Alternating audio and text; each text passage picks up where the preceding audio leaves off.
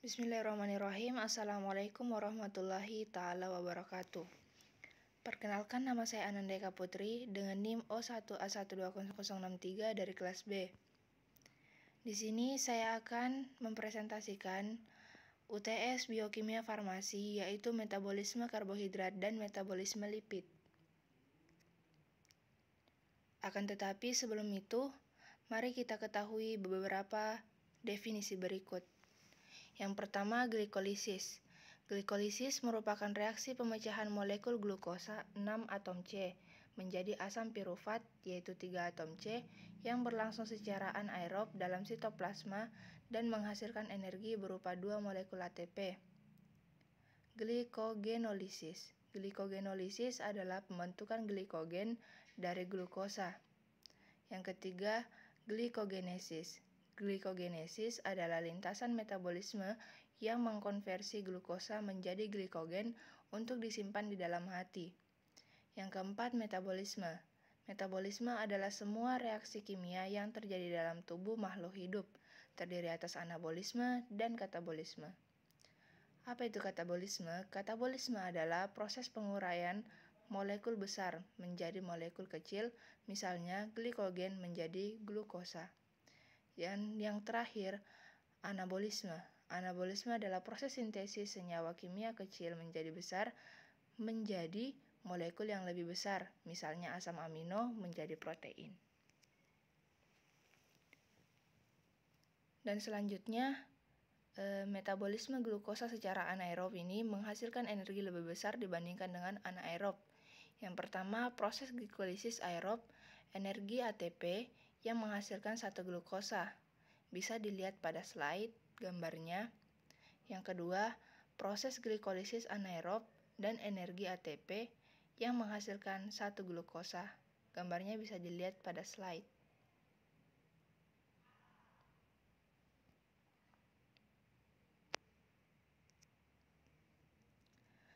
Hubungan metabolisme karbohidrat dengan metabolisme lipid, yaitu yang pertama, keterkaitan metabolisme karbohidrat dengan metabolisme lemak.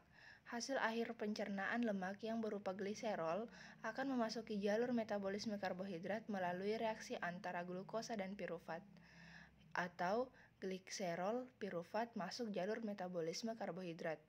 Sementara itu, hasil akhir pencernaan lemak yang berupa asam lemak akan mengalami beta oksidasi menjadi unit-unit yang terdiri atas 2 karbon atau 2C.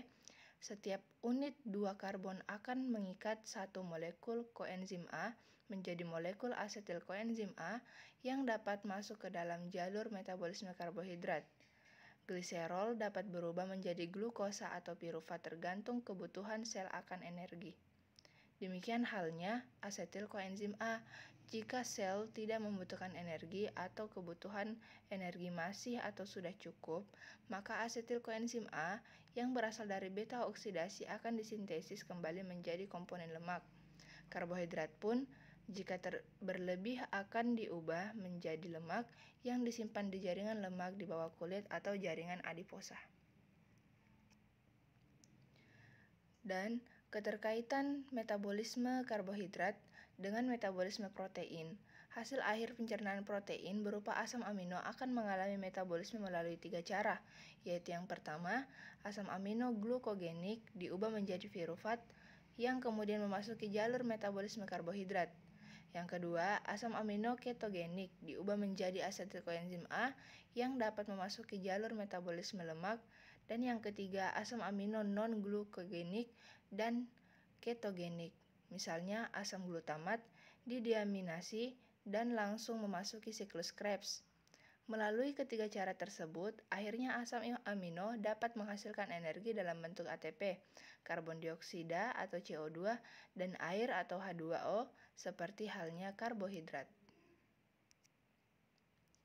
Dan selanjutnya, energi yang dihasilkan metabolisme lemak itu lebih tinggi dibandingkan energi yang diperoleh dari metabolisme karbohidrat. Metabolisme lemak ini adalah lemak yang akan dipecah menjadi asam lemak dan gliserol, di mana asam lemak dan gliserol dapat dilihat pada slide.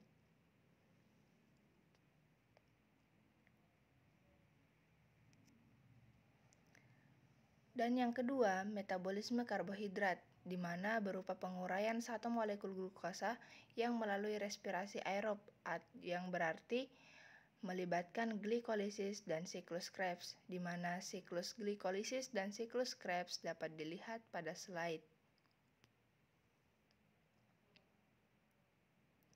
Pengurangan anaerob melalui glikolisis menghasilkan 8-10 ATP, dan pada respirasi aerob melalui siklus Krebs menghasilkan 25 ATP. Itulah kesimpulannya. Dan selanjutnya gangguan metabolisme lipid. Apa saja gangguan pada metabolisme lipid? Gangguan pada metabolisme lipid yaitu ada 3, beserta cara mengatasinya, yaitu yang pertama, gangguan metabolisme lipid seperti penyakit Gaucher. Penyakit Gaucher adalah kondisi bawaan di mana tubuh tidak dapat menyimpan lemak yang disebut lipid secara benar.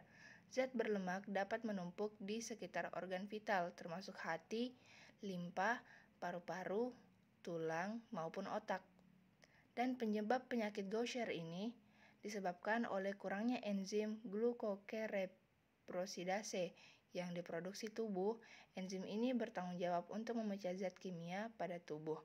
Jika tubuh mengalami kekurangan enzim glukokereprosidase, tubuh tidak dapat memecah lemak dengan baik sehingga lipid menumpuk di sekitar organ tubuh.